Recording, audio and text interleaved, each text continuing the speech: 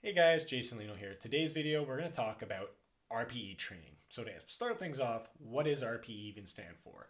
RPE is rate of perceived exertion. This is a scale from 1 to 10, 1 being the easiest, 10 being the hardest. Now, when it comes to the actual training, most people talk about 6 to 10 because anything lower than 6 is basically warm-up weight. So say you have a set of 5 for RPE 6. That means you have to be able to do 5 reps and still have 4 reps left in the tank because it's out of 10, right? So 6 plus 4 is 10. Makes sense? So if you have to have a set of 10 at an RPE 7, you still have to have 3 reps in the tank. No matter what the rep is, it's all based off of that RPE. So it could be a rep of 1 with an RPE of 7 or a rep of 10 with an RPE 7. You still always have to have 3 reps in the tank no matter what the weight is. And that's kind of the best part about it, is because it's a scale of effort.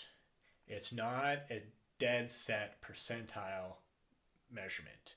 And that is the downside of percentiles because, well, not every day is going to be a good day. So what's to say that your 80% on a Tuesday is going to be the same as an 80% on a Wednesday?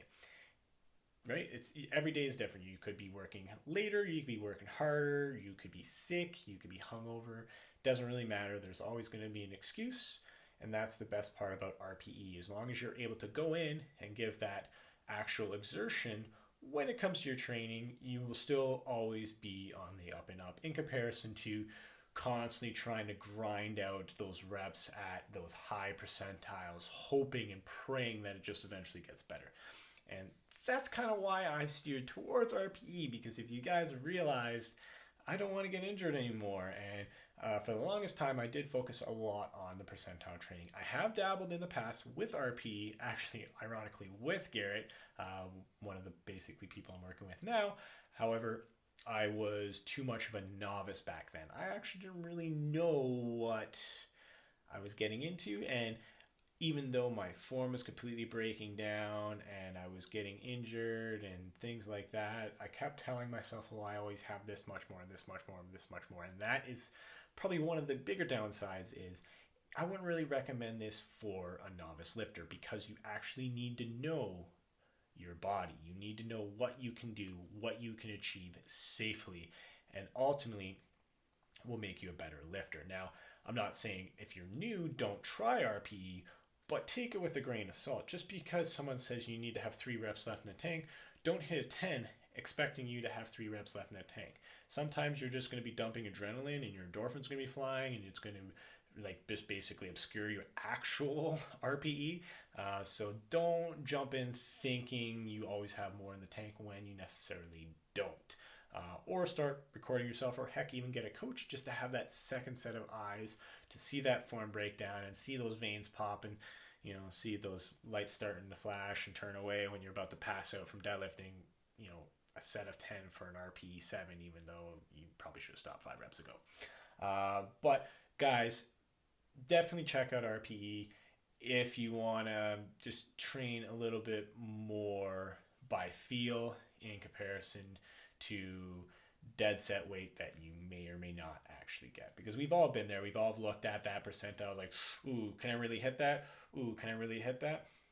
With RPE, it's all by feel, and there's days where it's going to feel super easy, and then there's days where it's going to feel super hard, and you're just able to adapt as things go. But that's pretty much the video. Hopefully you guys enjoyed it. RPE can be viewed as a little complicated, but I assure you it's actually pretty easy once you get into it. But for the people that don't really know exactly how to base, where they should start. So for example, you've got an RPE 7, that's kind of around your 80% mark. I think there are some charts. Maybe I'll get one up. I'll link it down below for you guys. Make it a little bit easier to start out if you want to try to take on this kind of training style. But I assure you, it definitely feels a lot better on the body and a lot better on the sanity. But guys, that's the video. So do me a favor, go down below, drop me some questions, because I'll love to hear what I have to say. If I've glazed over something and it's still a little bit complicated to understand, please feel free to ask. I am more than happy to actually just sit down and have an intimate conversation with you and explain things so it will help benefit you in your training future.